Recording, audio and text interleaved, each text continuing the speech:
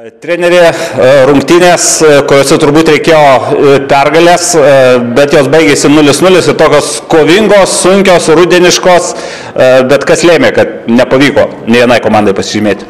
Na, žinot, gal iš pradžių reikėtų juos pasveikinti. Šiais metais jie tikrai žaidžia gerą futbolą ir yra pelnytai pirmoje vietoje. Na, reikia juos pasveikinti su laimėjus čempionatą. Taip, žinom, kad jie gana gerai gynėsi, geriausią gynybą turi lygoje, tai šiandien jie būtent tai ir įrodė.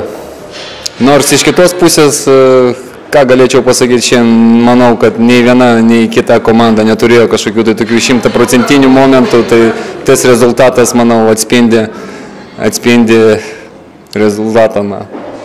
Šiandien, aišku, oro sąlygos tos jau grinai rudeniškos, aišku, Telšiuose, jeigu matėte, ten dar baisiau baseinas, bet visgi ar kažkokiu tai korekcijų įnešė į žaidimą, nes abi komandos, ypač pastaruoju metu ir jūs, ir Panevėžys turėjo ilgas pergalių serijas, abi mėgsta žaisti, tą vadinamą su kamuoliu žaidimą, dažnai žemą perdamą, aštrų perdamą, ar turėjo įtakos šiek tiek ir oro sąlygos? Nemanau, aikštė tai buvo gera, tai nematau, kad čia kažkokios tai problemas buvo dėl oro, taip gal šiek tiek lyjo, bet aikštė slidi ir aš manau, kad tikrai oro sąlygos nei kiek netrukdė šiandien žaisti.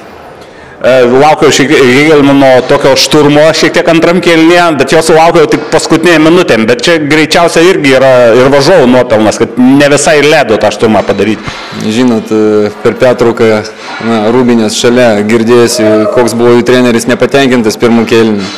Ir matėsi nuo pat pradžių antro kėlinio, kad jie imgė kažkokią kitą pavarą ir pradėjo žaisti šiek tiek kitaip, daugiau presingavo, buvo labiau agresyvesni, be abejo, apsunkino mūsų žaidimą, gal norėjosi šiek tiek daugiau turėti to kamulio ir atakų, ir kažkokių tai sukurtų momentų, bet jų šiandien nebuvo daug.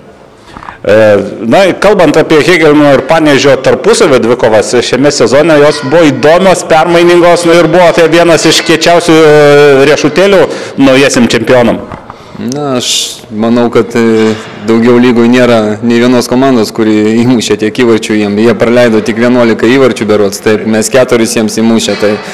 Tai irgi parodo, mes mėgstam atakuoti, mėgstam įvarčius mušti, tai tos rungtynės tokios ir būdavo, jis būdavo permainingos, daug atakų, nemažai įvarčių krisdavo tose rungtynėse ir, tiek. Sezono pabaiga, liko dar jau nedaug rungtynių, bet liko ir gan svarbios ne vien dėl taškų, bet ir, sakykime, tokios principinės. Aš kalbu apie rungtynės su Kauno Žalgiriu. Ar kažkaip specialiai ruošitės tom rungtynėm ar kaip įprasta? Specialiai, kaip specialiai, bet kurios rungtynės, ar tai būtų Kauno Žalgiris, jas norime laimėti, varžovas irgi norės laimėti, tai specialiai, pasiruošimas bus toks pat kaip kitom rungtynėm, tai nematau čia kažko tai tokio ypatingo, kad turi kažkaip tai kitaip ruoštis. Visą laiką nesvarbu prieš ką tu žaidi, tu ruošiesi taip, kad galėtum tas rungtynės laimėti.